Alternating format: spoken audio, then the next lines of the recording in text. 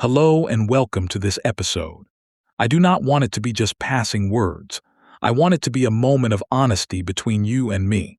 A calm, deep conversation that resembles a long sitting with a mature friend who does not flatter, yet is not harsh, who does not raise his voice, yet still reaches your heart.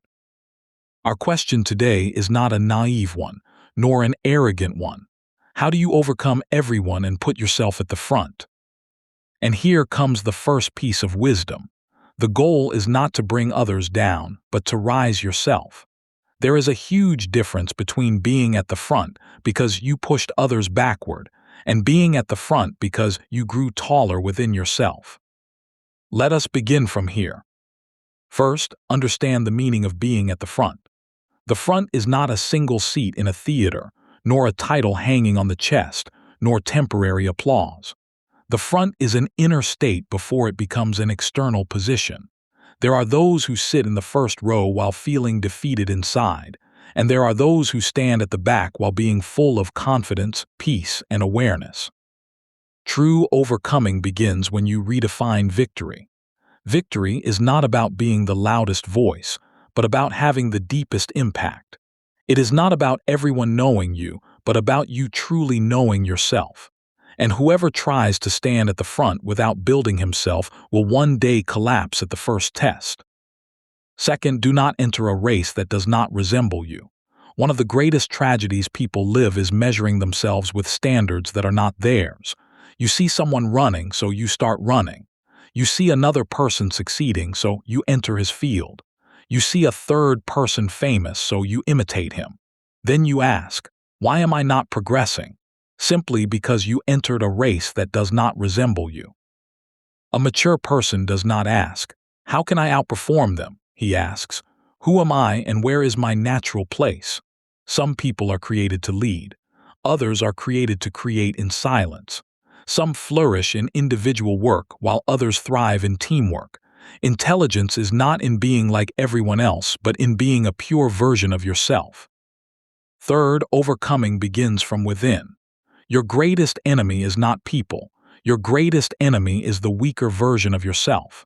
The fear that delays you, the laziness that justifies itself, the hesitation that paralyzes decisions, and the constant need for others' approval.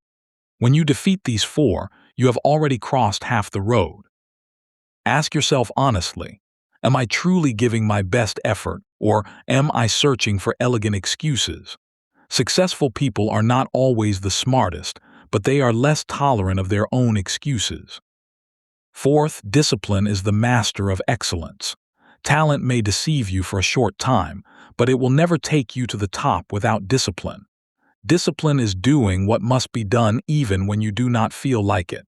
It is waking up when others are sleeping, reading while others waste their time, training while others become lazy.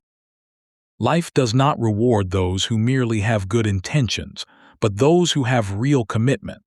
The difference between someone at the front and someone at the back is not a gap in intelligence, but a gap in small daily commitments.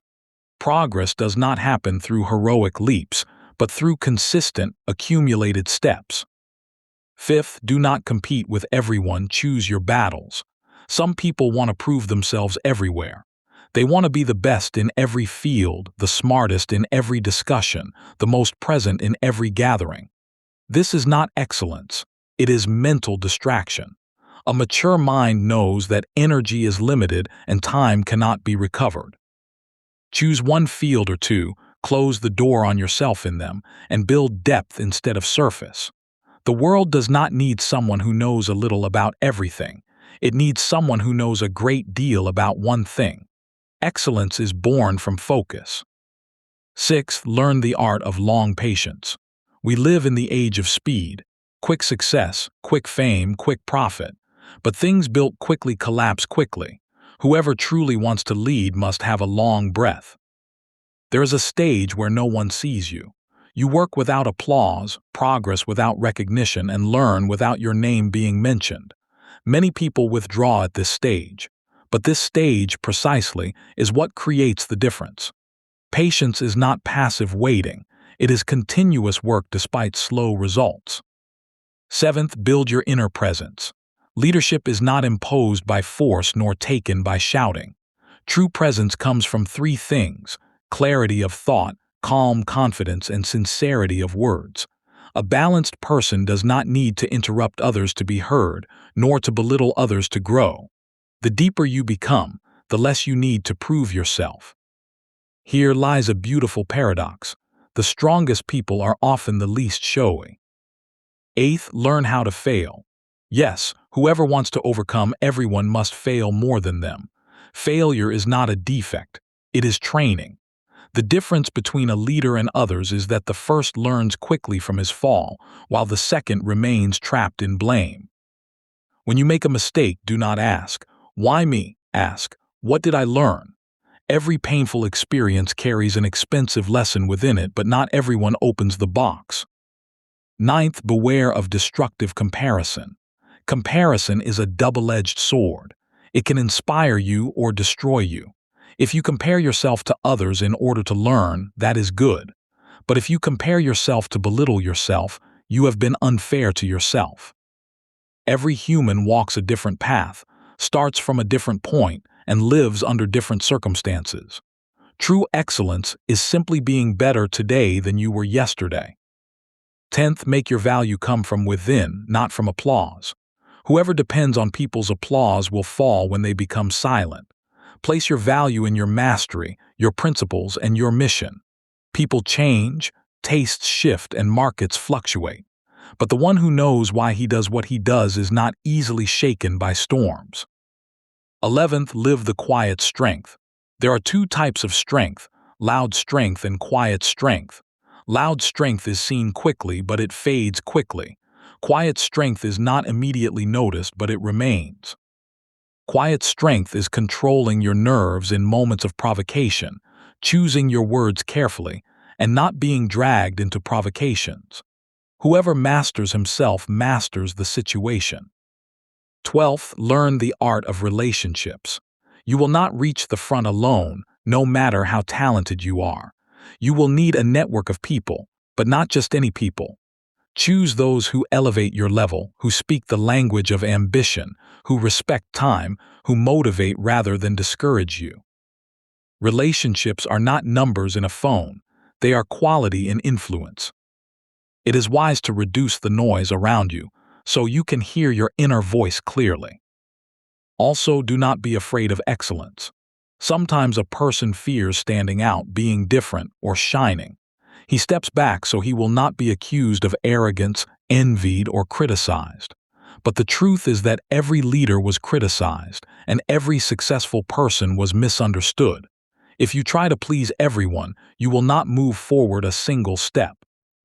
Be polite, yes, but do not be dull. Also remember to watch your small habits.